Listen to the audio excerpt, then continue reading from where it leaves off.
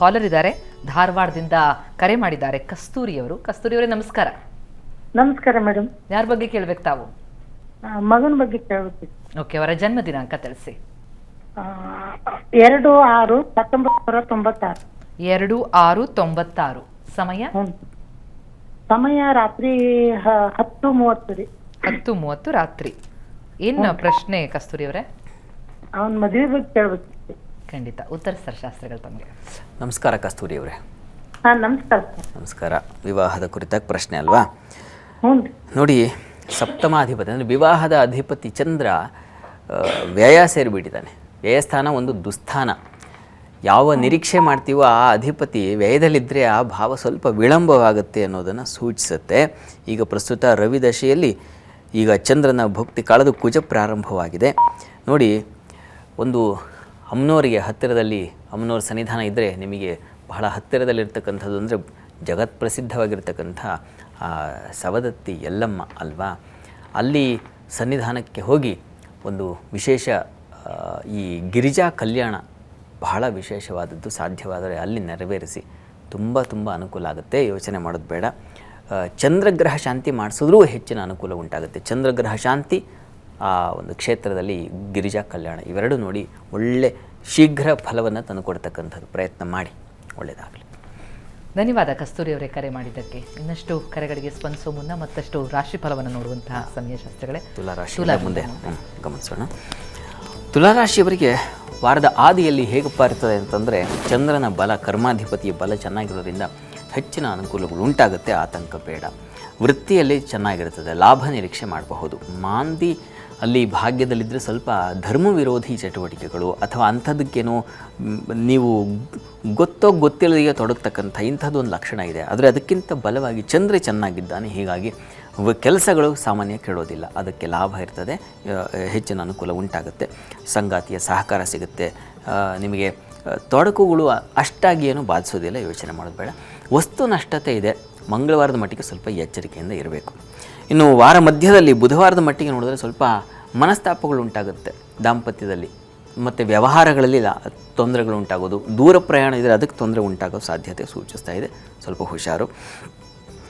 ಇನ್ನು ವಾರದ ಆ ಮಧ್ಯದಲ್ಲೇ ಬುಧನ ಪರಿವರ್ತನೆ, ವ್ಯಯಾಧಿಪತಿಯಾಗಿರ್ತಕ್ಕಂಥನು ಭಾಗ್ಯಾಧಿಪತಿ, ಆತ ಚತುರ್ಥಕ್ಕೆ ಹೋಗ್ತಾನೆ. ಹೀಗಾಗಿ ಗೃಹ ಸಂಬಂಧಿ ಚಟುವಟಿಕೆಗಳು, ಕೆಲಸಗಳು ಸ್ವಲ್ಪ ಅವುಗಳಿಗೆ ಒಂದು ಚಾಲನೆ ಮತ್ತು ಶೀಘ್ರಗತಿ ಅಂತೀವಲ್ಲ, ಬೇಗ ಕೆಲಸ ಆಗ್ತಾ ಇರಲಿಲ್ಲ ಅಂದರೆ ಈಗ ಬೇಗ ಶುರುವಾಗುತ್ತೆ. ಅಂಥದ್ದೊಂದು ಲಕ್ಷಣ ಚೆನ್ನಾಗಿದೆ, ಒಳ್ಳೆಯದು.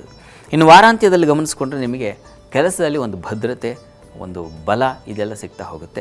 ಸ್ವಲ್ಪ ಮಟ್ಟಿಗೆ ಉದರ ಬಾಧೆ ಇರ್ತದೆ, ಸ್ವಲ್ಪ ನೋಡಿಕೊಳ್ಬೇಕು. ಹೊಟ್ಟೆ ಸಂಬಂಧಿ ಈ ಆಹಾರದಿಂದಾಗಿ ವ್ಯತ್ಯಾಸ ಆಗೋದು. ಹೀಗಾಗಿ ಆಹಾರ ವ್ಯತ್ಯಾಸ ಮಾಡಿಕೊಳ್ಬೇಡಿ. ತುಲಾರಾಶಿಯವರು ಗ್ರಾಮ ದೇವತಾ ದರ್ಶನ ಮಾಡಿ, ದುರ್ಗಾ ಕವಚವನ್ನು ಕೇಳಿಸ್ಕೊಳ್ಳಿ. ಇವೆರಡೂ ಕೂಡ ಬಹಳ ಒಳ್ಳೆಯದು.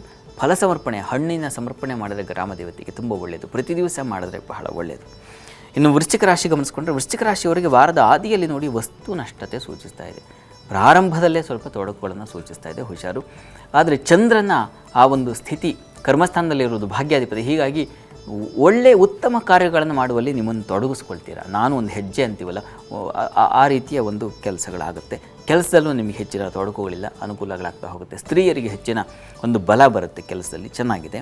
ಸ್ವಲ್ಪ ಮಟ್ಟಿಗೆ ಮನಸ್ತಾಪಗಳು, ಸ್ನೇಹ, ಪ್ರೀತಿ, ಪ್ರೇಮ ಇಂಥ ವಿಚಾರಗಳಲ್ಲಿ ಸ್ವಲ್ಪ ಮನಸ್ಸು ತುಂಬ ರಾಡಿ ಆಗುತ್ತೆ. ಮನಸ್ಸಿಗೆ ಬೇಸರ ಉಂಟಾಗೋ ಸಾಧ್ಯತೆ ಇದೆ. ಅದರ ಬಗ್ಗೆ ಸ್ವಲ್ಪ ಗಮನ ಇರಲಿ. ಇನ್ನು ವಾರ ಮಧ್ಯದಲ್ಲಿ ಗಮನಿಸ್ಕೊಂಡ್ರೆ ಸ್ವಲ್ಪ ನಿಮಗೂ ಕೂಡ ಉದರ ಬಾಧೆ ಸೂಚಿಸ್ತಾ ಇದೆ, ಸಾಲ ಬಾಧೆ ಸೂಚಿಸ್ತಾ ಇದೆ ಮತ್ತು ರೋಗ ಬಾಧೆ ಸೂಚಿಸ್ತಾ ಇದೆ. ಸ್ವಲ್ಪ ಹುಷಾರಾಗಿರಬೇಕು.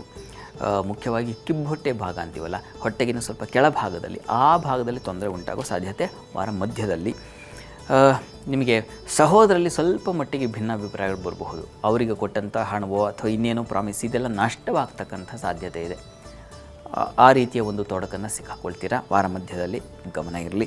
ಇನ್ನು ವಾರಾಂತ್ಯದಲ್ಲಿ ಗಮನಿಸ್ಕೊಂಡ್ರೆ ಸ್ವಲ್ಪ ಮಟ್ಟಿಗೆ ಈ ಪ್ರಯಾಣದಲ್ಲಿ ತೊಂದರೆ ಅನುಭವಿಸ್ತೀರಾ.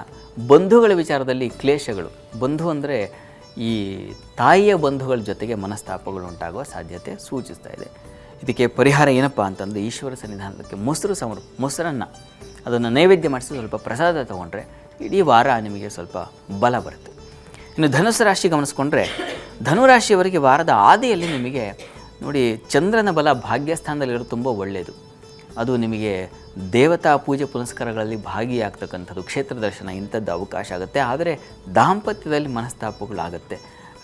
ಏನು ಮನೆ ವಿಚಾರದಲ್ಲಿ ಮಾತ್ರ ಸ್ವಲ್ಪ ಒಡಕು ಅಂಥದ್ದೊಂದು ಪರಿಸ್ಥಿತಿ ವಾರದ ಆದಿಯಲ್ಲೇ ಎದುರಿಸಬೇಕಾಗುತ್ತೆ. ಆದರೆ ಬುದ್ಧಿ ಬಲದಿಂದ ಆಗಿದ್ದು, ಗುರು ಚೆನ್ನಾಗಿದ್ದಾನಲ್ಲ, ದಾಟ್ತೀರ, ಯೋಚನೆ ಮಾಡಬೇಡಿ. ಇನ್ನು ವಾರ ಮಧ್ಯದಲ್ಲಿ ಗಮನಿಸ್ಕೊಂಡ್ರೆ ಯಥಾ ಪ್ರಕಾರ ಬುದ್ಧಿಶೂನ್ಯತೆ ಸೂಚಿಸ್ತಾ ಇದೆ. ಹೈಯರ್ ಸ್ಟಡೀಸ್ ಮಾಡ್ತಾ ಇರ್ತಕ್ಕಂಥವ್ರಿಗೆ ಬುದ್ಧಿ ವ್ಯತ್ಯಾಸ ಆಗೋದು, ಅಥವಾ ನೀವು ಏನನ್ನು ಇದು ಹೌದು ಅಂತ ಅಂದ್ಕೊಂಡಿರ್ತೀರೋ ಅದು ಸುಳ್ಳಾಗ್ತಕ್ಕಂಥದ್ದು, ಈ ಥರದ್ದೆಲ್ಲ ಇದೆ. ಮತ್ತು ಮಕ್ಕಳ ವಿಚಾರದಲ್ಲಿ ಮನಸ್ತಾಪಗಳು, ಮಕ್ಕಳ ಚಟುವಟಿಕೆ, ವರ್ತನೆ, ಇವುಗಳೆಲ್ಲ ನಿಮಗೆ ಸ್ವಲ್ಪ ಮನಸ್ಸಿಗೆ ಬೇಸರ ಉಂಟು ಮಾಡೋ ಸಾಧ್ಯತೆ ಇರ್ತದೆ. ಸ್ವಲ್ಪ ಮಟ್ಟಿಗೆ ಸ್ತ್ರೀಯರಿಗೆ ವೃತ್ತಿಯಲ್ಲಿ ಹೆಚ್ಚಿನ ಅನುಕೂಲ ಕಾಣಲಿಕ್ಕೆ ಅವಕಾಶ ಇದೆ ವಾರ ಮಧ್ಯದಲ್ಲಿ. ಬುಧನ ಪರಿವರ್ತನೆ ದ್ವಿತೀಯಕ್ಕಿದೆ, ಆತ ಗುರುವಾರ 2ನೇ ಮನೆಗೆ ಬರ್ತಾನೆ, ವಾಕ್ಸ್ಥಾನಕ್ಕೆ. ಇದು ಮಾತಿನ ಸಮೃದ್ಧಿಯನ್ನು, ಮಾತಾಡಿದ್ರೆ ಆ ಕಾರ್ಯ ಸಾಧನೆ ಆಗಿಬಿಡ್ತಕ್ಕಂಥದ್ದು, ಅಂಥದ್ದೊಂದು ಶಕ್ತಿ ಬರುತ್ತೆ, ಅದರಲ್ಲಿ ಸಂಶಯ ಇಲ್ಲ. ವಾರಾಂತ್ಯದಲ್ಲಿ ಸ್ವಲ್ಪ ಮಟ್ಟಿಗೆ ಗಂಟಲ ಬಾಧೆ ಉಂಟಾಗಬಹುದು, ಸ್ವಲ್ಪ ಹುಷಾರಾಗಿರಿ. ಇನ್ನು ಸೇವಕರು ಸಹಾಯಕರ ತೊಂದರೆಗಳು ಉಂಟಾಗಬಹುದು, ಅವರು ಏನೋ ಕೈ ಕೊಟ್ಬಿಡ್ತಾರೆ ಕೆಲಸದ ಹೊರೆ, ಆದರೆ ಅದು ನೀವೇ ಮಾಡಬೇಕಾಗುತ್ತೆ, ಅಂಥದ್ದೊಂದು ಸಂದರ್ಭ ಎದುರಾಗುವ ಸಾಧ್ಯತೆ ಇದೆ. ಗುರುಮಂದಿರಕ್ಕೆ ಬೆಲ್ಲ ಸಮರ್ಪಣೆ ಮಾಡಿ. ಹತ್ತಿರದಲ್ಲಿ ಯಾವುದಾದ್ರು ಗುರು ಸನ್ನಿಧಾನ ಇದ್ದರೆ 1 kg ಬೆಲ್ಲವೋ ಅಥವಾ ಅರ್ಧ kg ಎಷ್ಟು ಸಾಧ್ಯ ಆಗುತ್ತೆ ಅಷ್ಟು ಆ ಬೆಲ್ಲ ತಗೊಂಡೋಗಿ ಕೊಟ್ಟರೆ ಬಹಳ ಒಳ್ಳೆಯದು. ವಾರ ಇಡೀ ಗುರು ದರ್ಶನ ಅದು ತುಂಬ ತುಂಬ ಸಹಕಾರಿಯಾಗುತ್ತೆ. ಇದು ಧನಸ್ಸುವರೆಗಿನ ಫಲ. ಇನ್ನು ಮುಂದಿನ ಕೊನೆಯ 3 ರಾಶಿಗಳ ಫಲಾನುಫಲ, ಅದರ ಜೊತೆಗೆ ಇನ್ನಷ್ಟು ನಿಮ್ಮ ಕರೆಗಳಿಗೆ ಸ್ಪಂದಿಸ್ತಾರೆ, ನಿಮ್ಮ ಸಮಸ್ಯೆಗಳಿಗೆ ಸಮಾಧಾನವನ್ನು ಸೂಚಿಸ್ತಾರೆ ಶಾಸ್ತ್ರಿಗಳು. ಒಂದು ಪುಟ್ಟ ಬ್ರೇಕ್ನ ಸಮಯ ಆಗ್ತಾ ಇದೆ. ಬ್ರೇಕ್ ಆದಮೇಲೆ ವಾರ ಭವಿಷ್ಯ ಮುಂದುವರಿಯುತ್ತೆ.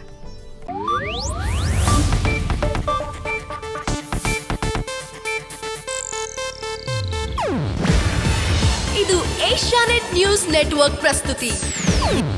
ನೀವು ನೋಡ್ತಿದ್ದೀರಾ ಏಷ್ಯಾನೆಟ್ ಸುವರ್ಣ ನ್ಯೂಸ್.